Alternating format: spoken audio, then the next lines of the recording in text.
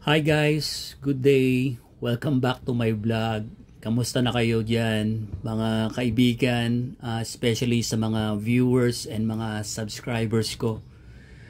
Well, unfortunately, hindi ako nakapag-vlog or nakapag-review ulit ng Molten basketball natin after few weeks ng last vlog natin. And ilang months din, no, ang mga lumipas bago uli ako makakapag-review ng bola natin, guys, no. Itong Molten BG 3800 basketball. Well, sorry guys, no, medyo naging busy lang talaga. So marami tayong mga pinagdaanan eh. Marami tayong naging problema, no. And marami rin talaga tayong dapat mas asikasuhin. And pero no, kahit papaano guys, no, nagawa natin ng panahon at oras itong pagre-review natin. So alam ko naman guys, no, kahit kayo talagang busy din, and ilang beses din may mga dumaang bagyo, no, na hindi tayo talagang kaya makapag-review or makapaglaro man lang ng basketball, no, sa labas dahil nga sa lakas ng mga ulan and bagyong dumaan. And I hope okay kayo dyan, no. So and sa mga nasalanta, bangon lang tayo, no. So bawi tayo sa mga buhay natin ulit, no.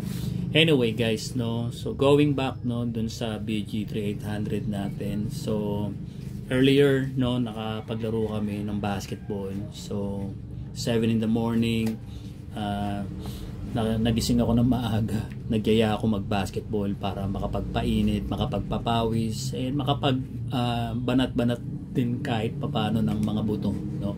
Kailangan natin yan. Maganda sa katawan natin and maganda sa kalusugan natin yung pag-exercise, especially yung basketball, no.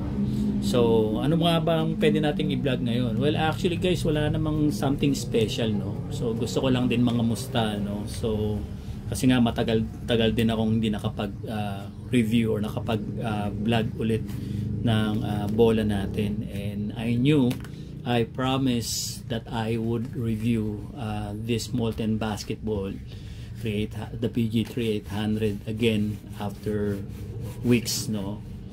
However, I failed to do that, no. And kaya nga babawi tayo. Siguro ang ma-share ko ngayong araw, guys, no, yung kung paano ko linisin tong BG 3800 Molten basketball natin, no.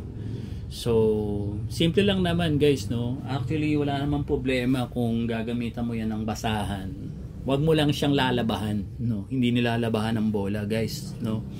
So pwede siyang basahin, pero yung tipong babasahin mo siya sa gripo, hindi. Basang-basahan, no. So kuha ka ng basahan, then basahin mo, no. Then ipunas mo. Yan, pwede yan, guys, no. Iwasan din natin siguro yung alcohol, no. Sisirain natin yung quality ng bola, no.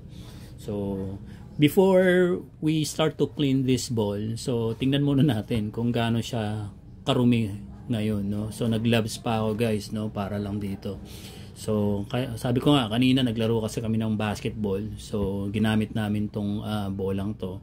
So kaya ganito siya karumi, no. And medyo alam niyo na, paulan-ulan pa ng konti, no. So pag tumatalbog yan o tumitilapon sa labas, no, syempre hindi maiiwasang marumihan and marumi mga sahig, no. And ginamit namin to kanina, guys, no, covered court naman, rubberized, no. So hindi siya tabla, so kaya ganito karumi yung bola ngayon, and medyo outdoor yung paligid, no. So tingnan nyo, guys, no.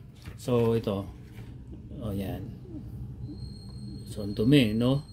So pero yung quality ng kulay nandiyan pa rin, yung black paint, this white area, itong base color ng bola, no.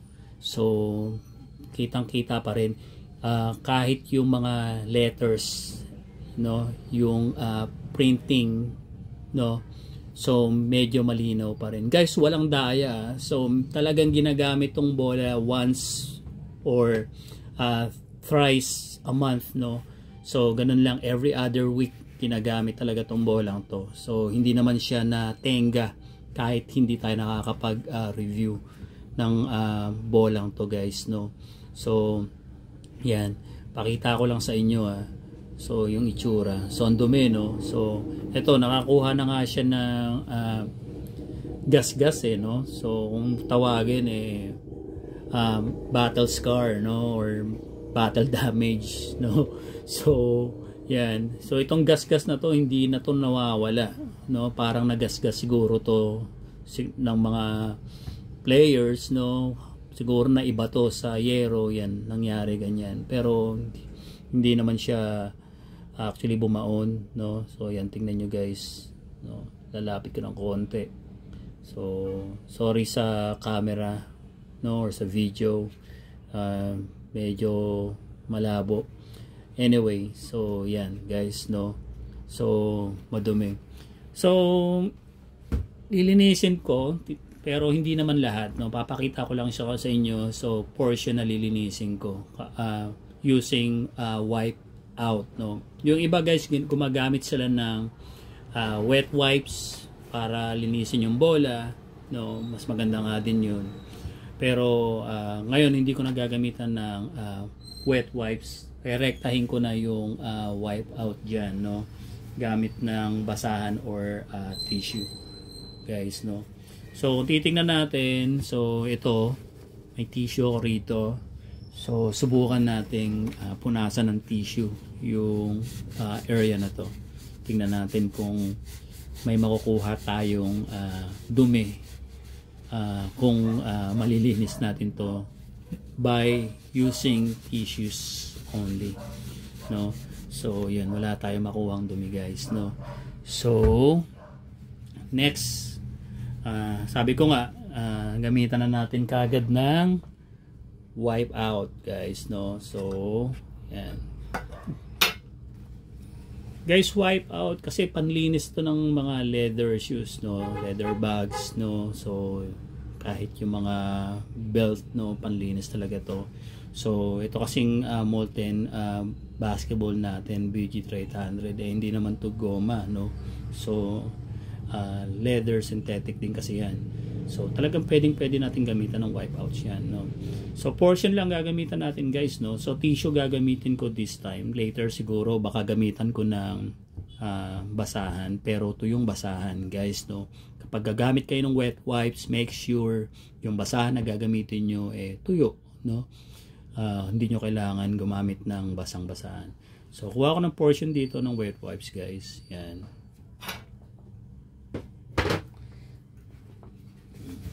Okay, itong portion na to, itong white part na to, yan, portion na yan, subukan natin linisin gamit ng wet wipes, no. Tissue ang gamit ko, guys, tuto, yan, tinitingnan nyo.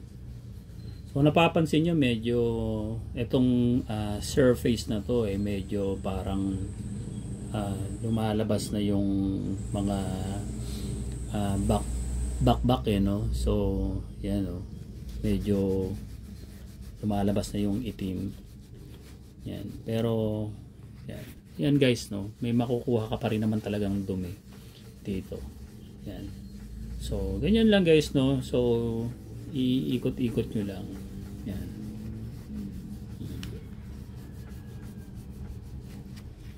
See, no, malilinis at malilinis nyo rin talaga tong bola, guys, no. So yung part na yan, so yan, kahit pa paano luminis, no.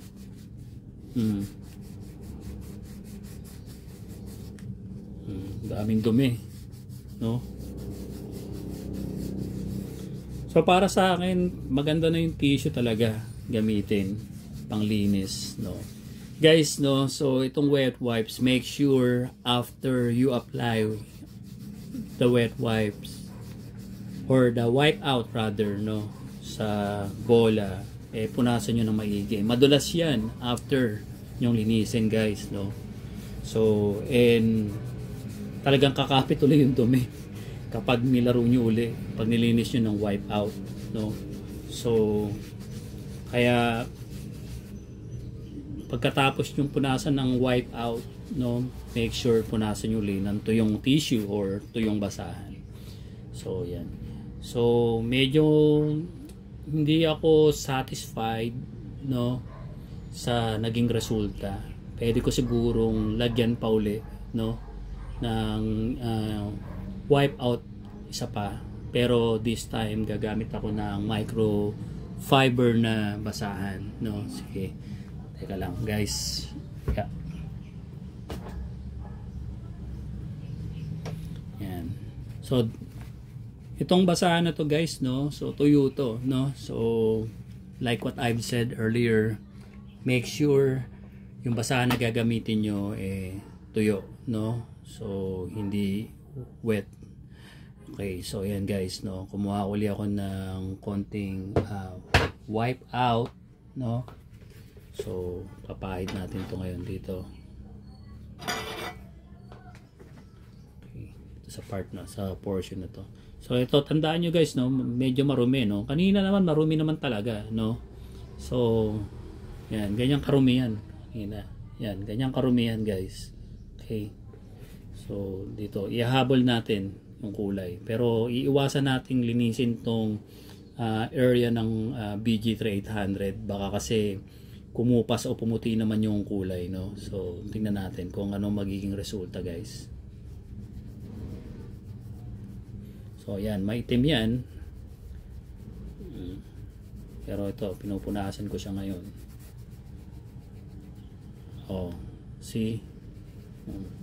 May improvement, no? Kahit papaano nalinis natin, natanggal natin yung mga dumi. Hindi man na ibalik yung talagang pinakakulay kasi nga ilang months na rin tong bola, no, and ginagamit naman talaga.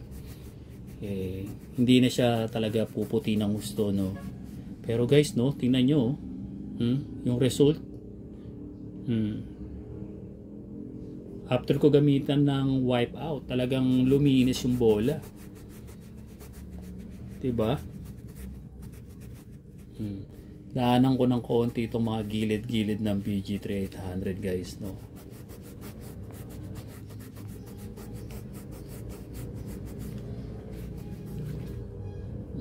Kung kumpara nyo dito guys, no, so ang itim, madumi. Ito yung lininis ko ng wipe out. Diba? O, panis, diba? So, luminis, guys, no? So, effective tong wipe out talaga, panlinis ng bola. O, sa nagsasabi baka kumupas yung kulay. No, guys, no? Hindi kukupas yung kulay ng bola natin. Yung wipe out, dinesign talaga yan, panglinis ng leather. And kahit may kulay yung pupunasan natin, hindi siya talaga kukupas, hindi siya sisira ng kulay, no. So yan guys, no, so luminis talaga yung portion na yan. So teka, itong base na red and black, subukan din nating linisin, no. Tingnan natin.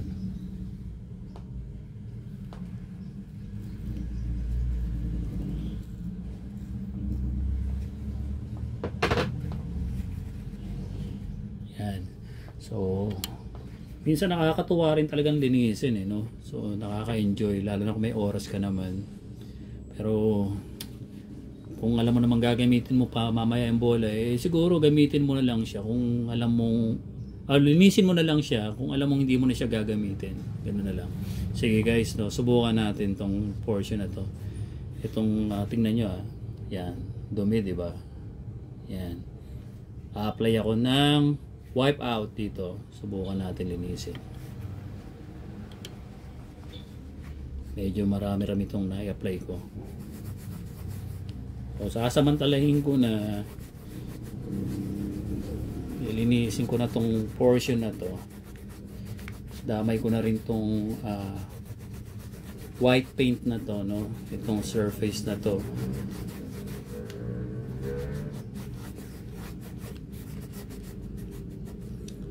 Guys, hindi ko dinadaanan mismo yung letters, no, itong mga print na to. So yung gilid lang yan.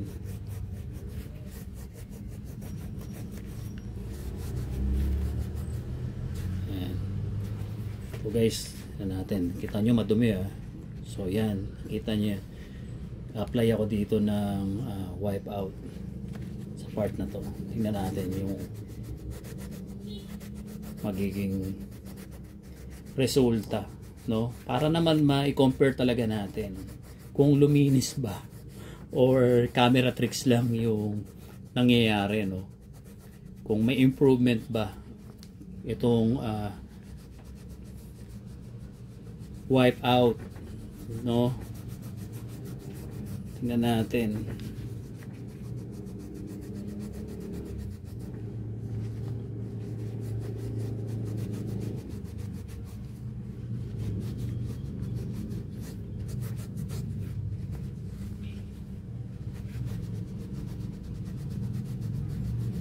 Kinamay ko na yung medyo sa baba, no, para may compare talaga natin yung improvement ang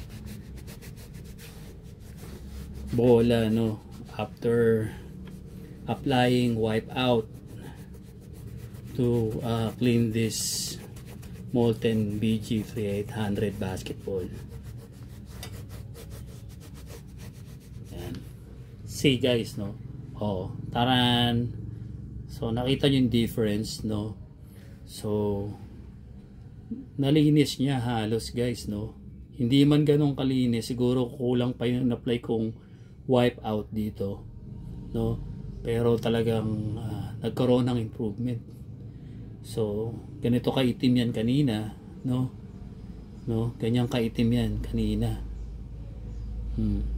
So malinis na guys, no. So effective talaga guys, no, itong wipe out pagdating sa basketball. Kasi nga naman talagang dinesign itong wipe out na to for leathers guys, no, and especially sa mga Molten BG3800, no. So kesa bibili ka pa ng talagang panlinis ng bola, no, wipe out will do, no. Malilinis mo pa yung ibang mga leather things mo sa wipe out, tulad ng mga sapatos nga na leather, no, belt, no. So all purpose talaga yung wipe out guys.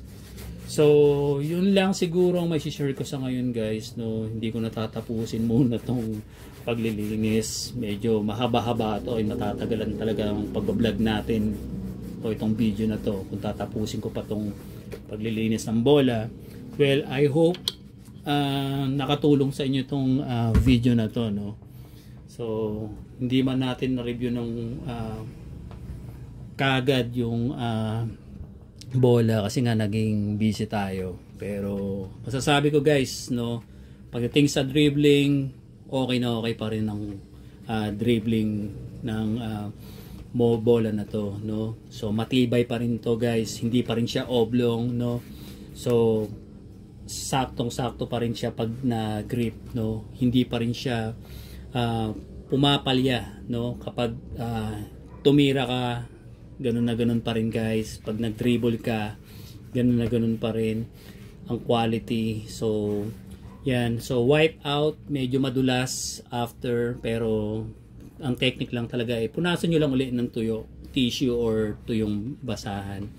Pero pagdating sa quality ng bola talaga guys, may pagmamalaki pa rin natin tong BG3800. Hindi man siya ganun gaya nung unang binili natin to, no, or yung last review natin na talagang mukhang bagong-bago. Siguro lilinisin ko lang talaga lahat to, tignan natin and reviewin natin kung mukha pa rin talaga siyang bago after cleaning this particular ball, no. So syempre wipe out yung gagamitin ko dito guys, since naipakita ko na sa inyo kung gaano ka-effective tong wipe out, no. Yun lang guys, no? So medyo mahaba-haba yung naging kwentuhan natin, pero thank you talaga sa pag-support ng vlog natin, no? So especially dun sa subscribers natin, and I hope dumami pa tayo, and like and shares sana guys, no? Para mas ganahan pa tayo sa pagbigay ng feedback and review pagdating sa Molten BG3800 natin. And next vlog guys, no, papakita ko sa inyo, promise, no, malinis na tong bola, and re-reviewin natin kung kamusta na yung bola, kung ano talagang itsura niya kapag malinis na, no. So yun lang guys, no, see you on my next vlog. Ingat kayo guys palagi, no. So I can't promise kailan yung next vlog, pero I'll make sure na makakapag vlog tayo uli. So lang, so ano, laro na lang ba muna, or linis na ng bola? So bahala na guys. So thank you, see you on my next vlog guys, bye bye.